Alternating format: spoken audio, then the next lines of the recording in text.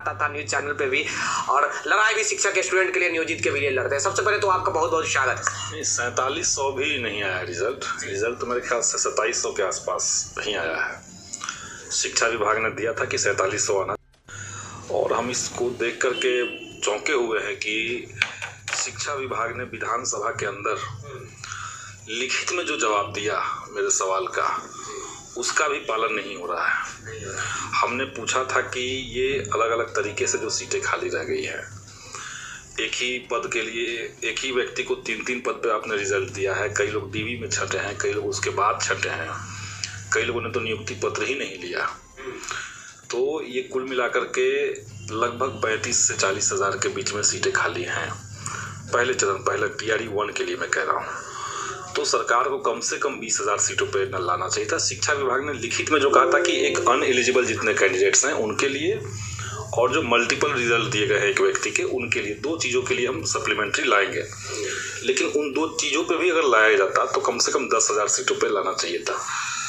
तो शिक्षा विभाग अपने ही किए हुए बात पर खड़ा अगर नहीं उतर रहा है तो सरकार को संज्ञान में लेना चाहिए कि आखिर शिक्षा मंत्री आखिर कहाँ रहते हैं? कोई दुनिया में चले गए हैं क्या? कहीं कोई दूसरी का डेरा एक बगल में ही है, तो उनसे रहते हैं भाई। मालूम चलता है कि वो है ही नहीं, कहीं अलग क्षेत्र। शिक्षा मंत्री हैं, पूरे बिहार के शिक्षा मंत्री हैं, तो हमेशा डेरा में बैठे रहेंगे। अच्छा, एक बार भी तो उनका बयान आना चाहिए कि भाई हम इतना बाहर ही दे, कम से कम अपने आप को तो संतुष्टि दिलाने के लिए उनको आना चाहिए ना, जैसे आप बयान देते हैं उनको बयानबाजी। वो भी बयानबाजी करने से क्या होगा? और सच बात यही है कि आज के समय में शिक्षा विभाग के अंदर एक जो कॉन्फ्लिक्ट वाली सिचुएशन बनी हुई है विधायिका और कार्यपालिका के बीच में, शिक्षा मंत्री और अपर मुख्य सचिव के बीच में, तो इसका समाधान अगर नहीं निकलेगा तो चीजें ऐसे ही रहेंगी। अपर मुख्य सचिव से छोटे माने जाते हैं शिक्षा मंत्री। कैसे छोटे माने जाते हैं? शिक्षा मंत्री जो हैं वो पीपुल्स रिप्रेजेंटेटिव हैं। तो फिर क्यों ऐसा हो रहा है? उनकी जवाबदेही जनता के प्रति अब क्यों हो रहा है ये तो आपको मुख्यमंत्री से पूछना चाहिए। उनसे जाके आप पूछिए कि ऐसा क्यों हो रहा है। आखिर हाल फिलहाल में जितने फैसले आए हैं शिक्षा विभाग के, उन तमाम फैसलों को लेकर के शिक्षा मंत्री को कॉन्फिडेंस में क्यों नहीं लिया गया? डर रहे होंगे। शिक्षा मंत्री की असहमति के बावजूद इस तरह के सर्कुलर कैसे जारी हो रहे हैं? वही तो ये सब संकट है। मुख्यमंत्री जी से शिक्षा मंत्री सर का बयान आया, शिक्षा मंत्री साहब का बयान आया कि हम तो चाहते ही हैं कि जितनी सीट खाली रह गई, जैसे 28,800 नियोजित शिक्षक में से 10,000 वो नहीं ज्वाइन किए, आप तो जानते हैं। उसके बाद हजारों की तादाद में फर्जी पकड़ा है। एक सीट पे मतलब एक स्टूडेंट के 3-3 प्राइमरी माध्यमिक उच्च माध्यमिक हो गया, तो वो मतलब मैं कह सकता हूँ 30 से 40 हज़ार के आसपास सीट बच गया।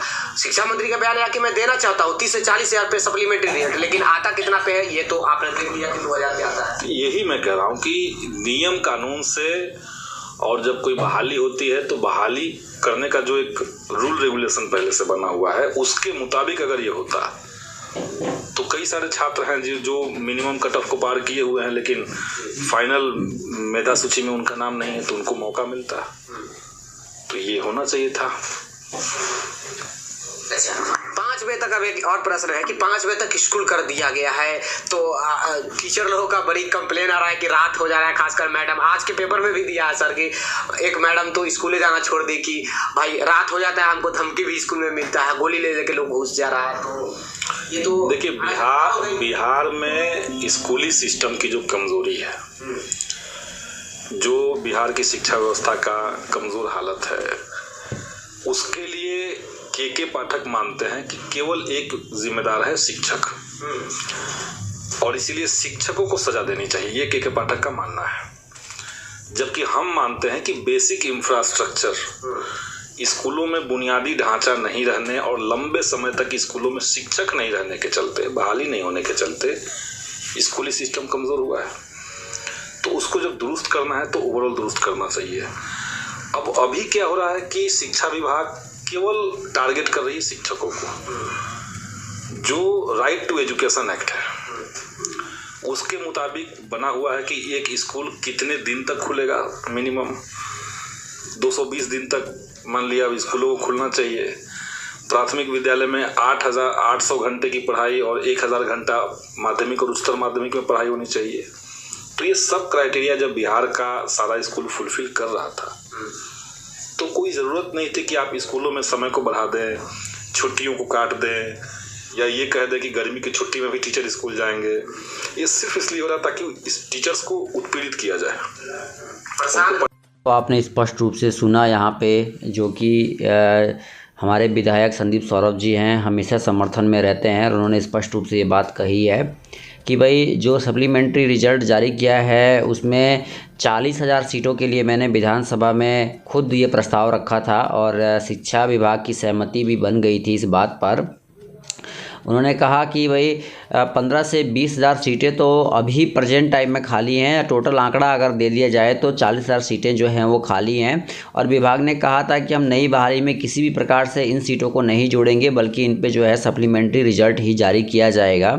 तो ऐसा जो है विधायक संदीप सौरभ जी का कहना है, और स्पष्ट रूप से सदैव वो समर्थन में रहते हैं। तो दोस्तों वीडियो में इतना ही, पसंद है तो शेयर कीजिएगा। धन्यवाद, जय हिंद।